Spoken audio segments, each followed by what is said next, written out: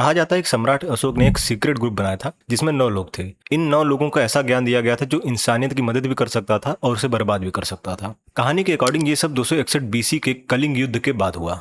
युद्ध में इतनी ज्यादा मौत और तबाही देखकर अशोक बहुत दुखी और परेशान हो गया। उसे डर लगने लगा कि इंसान साइंटिफिक नॉलेज का इस्तेमाल करके बहुत खतरनाक हथियार बना सकता है। इसलिए कहा जाता है कि अशोक ने 9 अननोन मैन का एक सीक्रेट ग्रुप बनाया। उन्होंने इन 9 लोगों को 9 गुप्त किताबें दी। हर किताब में एक खतरनाक विषय से जुड़ा ज्ञान रखा गया था। कहा जाता है कि इन किताबों में से एक किताब इंसानी शरीर और नर्वस सिस्टम के बारे में थी। इसमें एक मिस्टीरियस टच ऑफ डेथ नाम की टेक्निक होने की बात कही गई है। कहा जाता है कि इस टेक्निक से इंसान की नसों पर असर डालकर उसे नुकसान पहुंचाया जा सकता था या उसकी जान तक जा सकती थी। एक दूसरी किताब के बारे में कहा जाता है कि वह माइक्रोबायोलॉजी और बायोटेक्नोलॉजी से जुड़ी थी। इस कहानी में गंगा नदी, बीमारियों को कंट्रोल करने और पुराने समय के एडवांस्ड बायोलॉजिकल नॉलेज जैसी मिस्टीरियस बातें भी जोड़ी जाती हैं। कुछ कहानियां तो यहाँ तक कहती हैं कि यह ज्ञान कई सदियों बाद किसी तरह यूरोप के वैज्ञानिकों तक पहुंच गया। फिर कहानी और भी अजीब हो जाती है। मध्यकालीन की कुछ कहानियों में पोप सिल्वेस्टर सेकंड के बारे में एक अजीब मशीन का जिक्र मिलता है जिसे बोलने वाला सिर कहा जाता था। माना जाता था कि वह सवालों के जवाब सिर्फ हाँ या नहीं में दे सकता था। बाद में कुछ लेखकों ने इस मशीन को 9 अननोन मैन से जोड़ दिया और कहा कि शायद यह बाइनरी कंप्यूटिंग का बहुत शुरुआती रूप था। बाकी किताबों के बारे में कहा जाता है कि उनमें कम्युनिकेशन, ग्रेविटी, एल्केमी और मिस्टीरियस विमानों के बारे में जानकारी थी। कहानी के कुछ वर्जन में यह भी कहा जाता है कि इन 9 लोगों को बहुत एडवांस्ड मशीनों को चलाने या आगे बढ़ाने की टेक्निक पता थी। यहाँ तक दावा किया जाता है कि वे एक धातु को दूसरी धातु में बदलने का तरीका भी जानते थे। अपने रहस्यमय ज्ञान को छुपाने के लिए माना जाता है कि इस सीक्रेट ग्रुप ने अपनी एक अलग भाषा बनाई थी। इसमें हमेशा ठीक 9 सदस्य होते थे।